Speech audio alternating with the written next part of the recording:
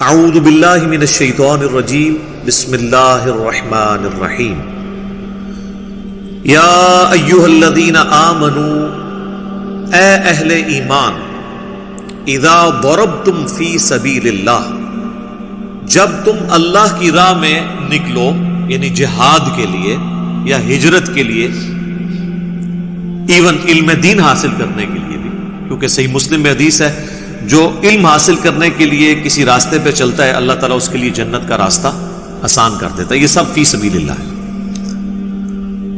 فتبینوا تو خوب تحقیق کر لیا کرو کس چیز کی، ولا تقولوا لمن القى الیکم السلام، اس بات کی تحقیق کر لو کہ جب کوئی تمہیں سلامتی بھیجے السلام علیکم کہے، لست مؤمنا تو تم انہیں یہ مت کہو کہ تم مومن نہیں ہو، یعنی راستے میں جب کوئی ملے اور وہ کہے السلام علیکم تو تم یہ گمان کرو کہ یہ مسلمان ہے۔ اب یہ اس ریولوشن کے دوران تھا، کیونکہ ہر وقت جنگ کا دھڑکا لگا رہتا تھا کہ کافروں کا کوئی گروپ حملہ نہ کر دے، تو اس کی نشانی یہ تھی کہ اگر کوئی سامنے سے اسلحہ بردار لوگ آ رہے ہیں اور وہ کہتے ہیں السلام علیکم یعنی آپ پہ سلامتی بھیج رہے ہیں، تو بس ٹھیک ہے، اب آپ اس کو مسلمان سمجھیں، یہ نہیں کہ آپ پریمپٹیو رائٹ کے طور پہ اسے قتل کرتے ہیں۔ اور اس طرح کے کچھ واقعات ہو گئے تھے۔ صحیح بخاری میں آتا ہے کہ حضرت خالد بن ولید کو نبی الاسلام نے کسی جگہ بھیجا، یعنی لوگوں کے پاس کچھ قبائل کی طرف، تو انہوں نے آگے سے، اب وہ بیچارے ان پڑھ تھے، وہ جڑ تھے، ان کو یہ پتہ ہی نہیں تھا کہ ہم نے اپنے عقیدے کا اظہار کس طرح کرنا ہے۔ تو چونکہ اسلام کا غلبہ ہو گیا تھا، اذا جاء نصر اللہ والفتح ورأیت الناس يدخلون فی دین اللہ افواجا، اس کے تحت لوگ جوگ در جوگ دین میں قبائلی سسٹم کے تحت داخل ہو رہے تھے۔ قبیلے کا سردار اسلام قبول کرتا تھا، پیچھے سارا قبیلہ مسلمان ہو جاتا تھا۔ تو صحیح بخاری میں یہ کم از کم 2 جگہ یہ حدیث آتی ہے۔ حضرت خالد بن ولید کو نبی علیہ السلام نے ایک جگہ بھیجا، تو اب وہ جو پینڈو لوگ تھے، بادیہ نشین اعرابی، انہوں نے بجائے یہ کہنے کے کہ ہم اسلام لے کر آئے، انہوں نے یہ کہا کہ ہم اپنے دین سے پھر گئے، ہم اپنے دین سے پھر گئے، یعنی کس دین سے؟ بت پرستی کے دین سے پھر کے ہم مسلمان ہو گئے۔ تو حضرت خالد بن ولید نے اس کی انٹرپریٹیشن یہ کی کہ یہ اسلام سے مرتد ہو گئے ہیں، حالانکہ نبی علیہ السلام کا مبارک زمانہ ہے۔ اب ان بیچاروں کے پاس کوئی الفاظ نہیں تھے یہ کہنے کے کہ ہم مسلمان ہو گئے، وہ یہ کہتے تھے اسی اپنا، جس طرح آج کل کوئی ہوگا اسی فرقہ چھوڑ دیتا، یہ مطلب نہیں ہے کہ وہ کافر ہو گیا، تو وہ کہتے تھے ہم اپنا دین چھوڑ دیا، یعنی پرانے دین کو چھوڑ کے ہم اسلام پہ آ گئے۔ تو حضرت خالد بن ولید نے ان کو قتل کرنا شروع کر دیا۔ تو وہاں پہ پھر انہوں نے کچھ صحابہ کے والے بھی بندے کیے کہ اپنے اپنے حصے کے لوگ قتل کرو، یہ مرتد ہے۔ تو وہاں پہ پھر حضرت عبداللہ ابن عمر باقی صحابہ نے کہا کہ یہ تو کوئی طریقہ نہیں ہے، ہم نبی الاسلام سے پہلے اس کی اجازت لیں گے۔ نبی الاسلام کے پاس پہنچے تو انہوں نے کہا یا رسول اللہ، ہم نے تو اپنے اس پرانے دین سے پھرنے کا اناؤنسمنٹ کی تھی، ہمیں نہیں پتا کہ ہم نے کس طریقے سے اس چیز کا اظہار کرنا ہے۔ تو نبی الاسلام کو اتنا غصہ آیا، آپ نے 2 دفعہ فرمایا اے اللہ، خالد ابن ولید نے جو کچھ کیا میری کوئی ذمہ داری نہیں ہے، میں خالد کے اس عمل سے بری ہوں، یعنی اس کا جو وبال ہے یا اس غلطی کا جو خمیازہ ہے وہ اس نے خود اٹھانا ہے۔ نبی الاسلام نے قتل ناحق کے اگینسٹ اپنے آپ کو اعلان برات کر دیا۔ پچھلی کلاس میں بھی میں نے قتل ناحق کے اوپر گفتگو کی، الگ سے ویڈیو بھی 32 منٹ کی ہم نے کلپ پورا اپلوڈ کیا ہے، اس میں نے کئی ایک احادیث بتائی تھی۔ اب مجھے بتائیے کہ آج کے دور کے لوگ یہ کس طرح کہہ سکتے ہیں کہ کچھ بھی ہیں تیرے محبوب کی امت سے؟ حضرت خالد بن ولید کو حضور کہہ رہے ہیں کہ میں اس کے اس عمل سے بری ہوں، اور اسی کو سپورٹیو حدیث ہے جو میں درجنوں دفعہ بیان کر چکا ہوں، حضرت اسامہ ابن زید کے بارے میں۔ ایک جھڑپ کے دوران جب کافر ان کی تلوار کے نیچے آیا تو اس نے کلمہ پڑھ دیا، حضرت اسامہ ابن زید نے پھر بھی اسے قتل کر دیا، یہ سمجھتے ہوئے کہ یہ ڈر کے کلمہ پڑھ رہا ہے، اندر سے کافر ہی ہے۔ عین ممکن ہے ایسا ہی ہو، لیکن اسلام ظاہری کلمے کا کتنا احترام کرتا ہے۔ ان کو یہ کلک تھا کہ یہ میرے سے کام مس ہینڈل ہوا ہے۔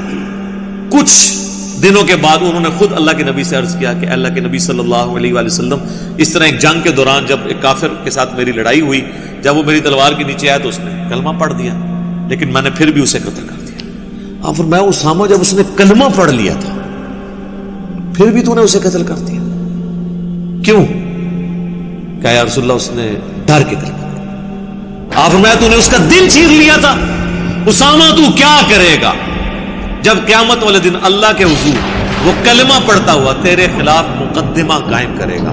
اسامہ تو کیا کرے گا؟ اسامہ تو کیا کرے گا؟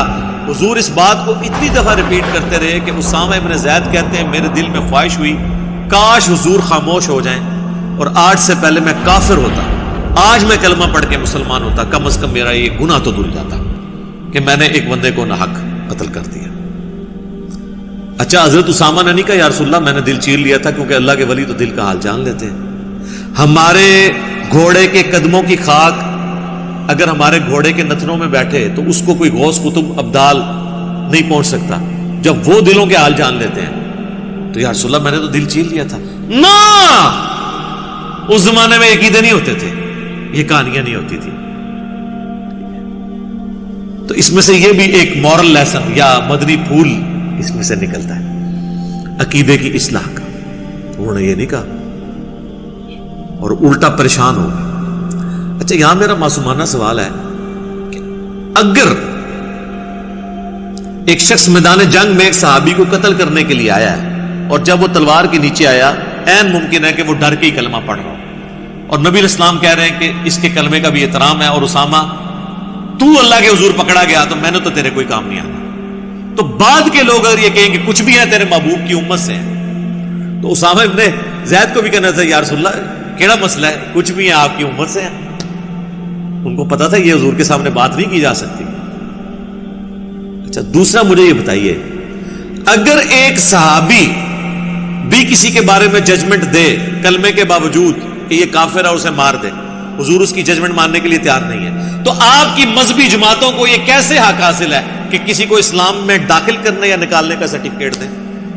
سر اگر یہ اتھارٹی اسامہ ابن زید کے پاس نہیں ہے نا تو کسی مذہبی جماعت کے لیڈر کے پاس یہ اتھارٹی نہیں ہے کہ وہ لوگوں کا اسلام یا ان پہ توہین مذہب کا الزام لگائے یا ان کے بارے میں خود پریمپٹیو رائٹ رکھتے ہوئے کوئی فتویٰ جاڑ دے.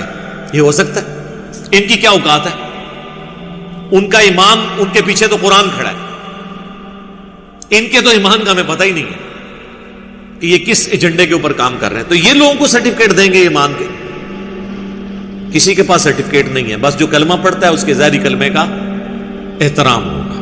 باقی اگر وہ منافق ہے یا کوئی اور ایشو ہے وہ اللہ اور بندے کا معاملہ ہے, قیامت والے دن پولیس رات کے اوپر وہ الگ ہو جائے گا. لیکن دنیا میں آپ نے ظاہری کلمے کا احترام کرنا ہوگا, اور اگر آپ نہیں کر رہے ہیں تو اس کا مطلب ہے کہ آپ کا مرتبہ صحابہ سے زیادہ ہے, نعوذ باللہ. اگر اسامہ ابن زید کو حضور کہہ رہے ہیں میری کوئی ذمہ داری نہیں ہے, اللہ کے حضور اگر اس نے مقدمہ قائم کیا تو سر آپ کی ذمہ داری بھی, آپ کا بھی جو ذمہ ہے رسول اللہ کے حصے سے اٹھ چکا ہے, کیونکہ آپ علیہ السلام پھر آپ کو بھی نہیں اٹھائیں گے. انہوں نے نہیں کہا رسول اللہ آپ دعا کریں میرے لیے, خیر ہے میں پریشانی ہوگی, کاش میں آج سے پہلے کافر ہوتا تو کلمہ پڑھ کے آج مسلمان ہوتا اور میرا یہ گناہ دھل جاتا. سر یہ حدیثیں وہ ہیں جو بخاری مسلم میں صدیوں سے لکھی تھیں, لیکن وہ بخاری مسلم میں ہی لکھی رہ گئی, باہر نہیں نکلی. باہر نکلتی تو آج یہ جو قتل و غارت کا بازار گرم کیا ہوا ہے توہین مذہب کے نام کے اوپر, گستاخیوں کے نام کے اوپر اور فتووں کے نام کے اوپر, تو یہ معاملات نہیں ہونے تھے. اور اللہ کا شکر ہے ہمارا یہ پلیٹ فارم ہے, ورنہ آپ کی آنے والی نسلیں تو اس دین سے متنفر ہو جاتی. جو دین کا حلیہ آپ نے بگاڑ کے پیش کیا ہے نا, مرنے اور مارنے والا, کسی نے اس دین کو قبول ہی نہیں کرنا تھا. انہوں نے کہا نا یہ تو ہم انسیکیور ہیں. ایک گھوڑا کافر ہے سیکیور ہے, جیسے ہی مسلمان ہوتا ہے انسیکیور ہو گیا, کیونکہ اگر وہ شیعہ ہو گیا تو دیوبندی اور بریلوی اور اہل حدیث کہیں گے اس کو مار دو, اور اگر وہ اہل حدیث ہو گیا تو بریلوی اور دیوبندی کہیں گے انگریزوں کی پیداوار ہے, خوارج کی جماعت ہے. دیوبندی ہو گیا تو بریلویوں نے کہنا ہے گستاخ رسول ہے, بریلوی ہو گیا تو باقیوں نے کہنا ہے مشرک ہے. تو وہ تو کہے گا پائی میں باہر ہی ٹھیک ہے, من سکون زندگی گزارن دو, جی 4 دن کی زندگی میں سکون نال کٹ لوں. اب وہ رچرڈ ڈاکنز جو ہے نا, اس کو کسی نے کہا کہ اگر یہ جو کچھ تم کر رہے ہو ایتھیزم کا جو تم نے فتنہ کھڑا کیا ہے, تو کسی کرسچن نے سوال کیا, ظاہر وہ اس کا کرسچینٹی کے ساتھ ہی سلسلہ تھا, تو اگر یہ سب کچھ سچ ہوا اور قیامت والے دن اللہ کے حضور تمہاری پیشی ہو گئی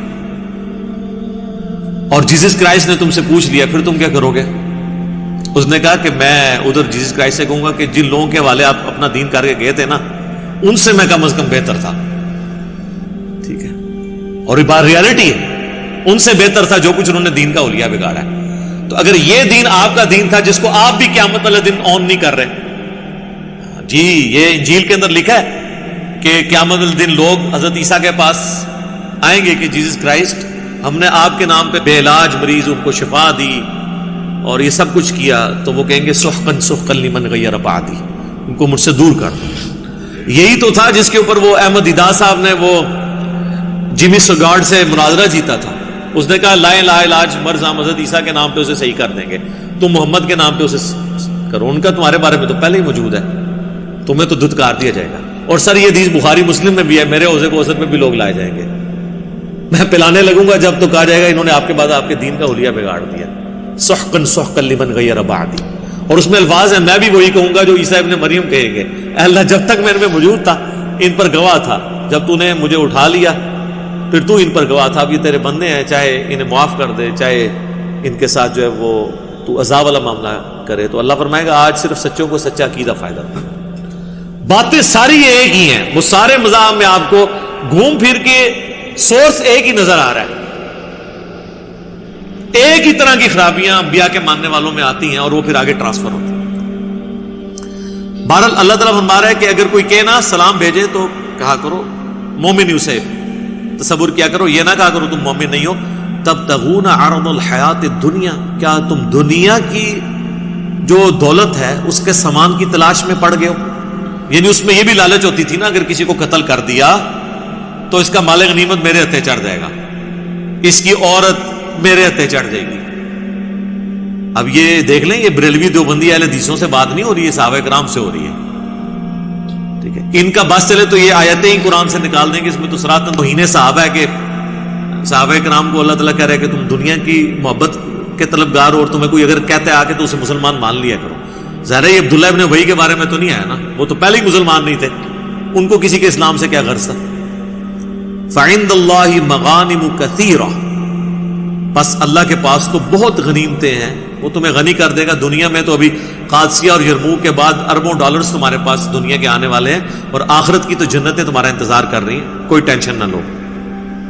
کذالک کنتم من قبل، کتنی زبردست بات ہے.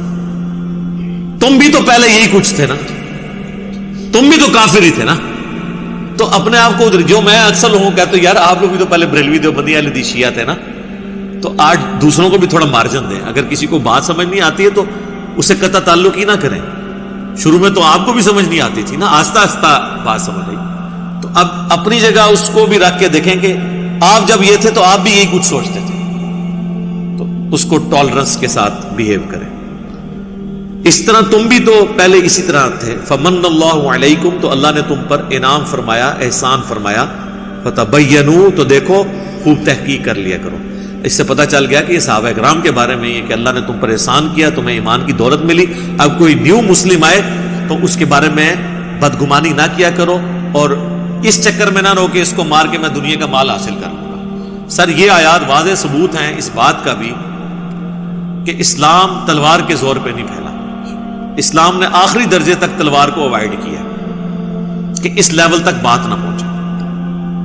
ان اللہ کان بما تعملون خبیرا، بے شک اللہ تعالی خوب واقف ہے اس سے جو کچھ تم کر رہے ہو.